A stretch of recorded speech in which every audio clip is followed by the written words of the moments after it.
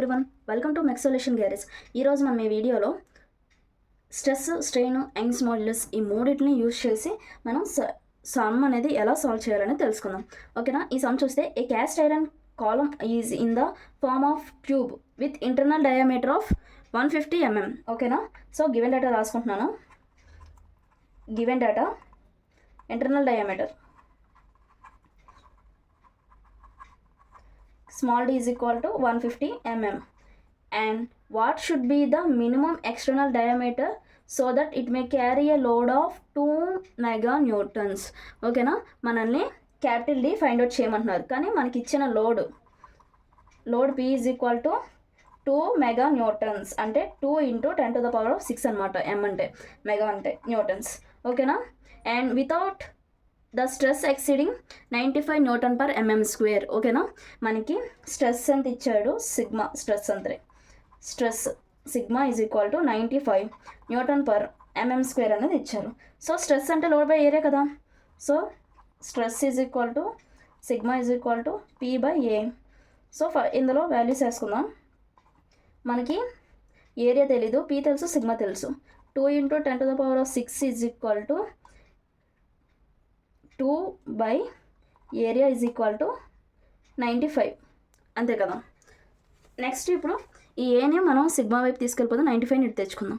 So A is equal to 2 × 10⁶/95, అంతే కదా. So ఈ వాల్యూని మనం దీని వాల్యూ క్యాషియర్లో కాల్కులేట్ చేస్తే 2.105 × 10⁴ వచ్చిందనమాట, mm². ఓకే, నెక్స్ట్ మనం డయామీటర్ని కదా మనం ఫైండ్ అవుట్ చేయాలి. సో ఇది ఇన్నర్ డయామీటర్, అవుటర్ డయామీటర్ రెండు ఉన్నాయి కాబట్టి దీని యొక్క ఏరియా ఏమవుతుంది? π/4 capital D² minus small d². Capital D² అంటే అవుటర్ డయామీటర్, స్మాల్ d² అంటే ఇన్నర్ డయామీటర్. ఓకేనా?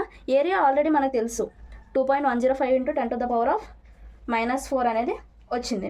సో ఇప్పుడు నేనేం చేస్తానంటే ఈ ఏరియా ఉంది కదా, ఏరియాలో 1.105 × 10⁻⁴ వేసాను. ఈ 4ని నేను ఇటు తీసుకెళ్తున్నాను. ఓకేనా? అండ్ ఈ పైని కిందకి తీసుకొస్తున్నాను. Is equal to D² minus small d ఇచ్చారు కదా 150. సో నేను ఆ 150ని నేను ప్లేస్ చేస్తాను. ఓకే, ఇప్పుడు నార్మల్గా ఇలా ఉంచుతాను. సో దీని వాల్యూ మనం క్యాషియర్లో క్యాల్కులేట్ చేద్దాం. ఓకే, దీని వాల్యూ క్యాషియర్లో క్యాల్కులేట్ చేస్తే 26801.69 అనేది వచ్చింది. Capital D² minus small d². Small d already మనకు తెలుసు 150 కాబట్టి ఇది ఏమవుతుంది? 150² అవుతుంది. ఇది ఇటు సైడ్ తీసుకొస్తాను. 26801.69 plus small d² is equal to d². ఓకేనా? నేను ఇలా సబ్స్టిట్యూట్ చేశాను అనమాట. ఓకే, ఈ స్మాల్ d² వాల్యూ 150 కాబట్టి small d is equal to 150 కాబట్టి d² ఈజ్ ఈక్వల్ టు 150² వస్తుంది.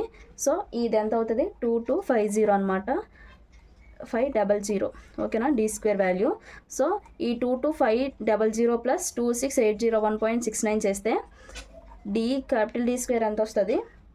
49301.69 వస్తుంది. సో ఇది ఇటు సైడ్ ఉన్నది, ఇటు సైడ్ వెళ్తే ఏమవుతుంది? రూట్ అవుతుంది కాబట్టి d ఈజ్ ఈక్వల్ టు √/49301.69. ఓకేనా? ఇలా చేస్తే ఇప్పుడు d వాల్యూ ఎంత అవుతుంది? క్యాషియర్లో క్యాలిక్యులేట్ చేస్తే 222 వచ్చిందనమాట, mm. ఓకేనా? Capital D or outer diameter is equal to 222 mm, 222 mm, 222 mm. ఇక్కడ ఎలా చేశానంటే ఈ d² అంటే ఇక్కడ చేస్తాను. 26801.69 ప్లస్ 22500 ఈజ్ ఈక్వల్ టు 49301.69 అనేది వచ్చింది. ఓకేనా? ఇది d² ఈజ్ ఈక్వల్ టు 49301.69. అంటే ఇక్కడ నేను డైరెక్ట్గా ఈ d² వాల్యూ ఇక్కడ సబ్స్టిట్యూట్ చేయకుండా వేసాను కాబట్టి ఎవరికైనా కన్ఫ్యూజన్ వస్తుందని నేను మళ్ళీ చెప్తున్నాను. ఓకేనా? ఈ వీడియో మీకు నచ్చినట్టయితే లైక్ చేయండి, షేర్ చేయండి, సబ్స్క్రైబ్ చేయండి. Thank you from mech solution garage.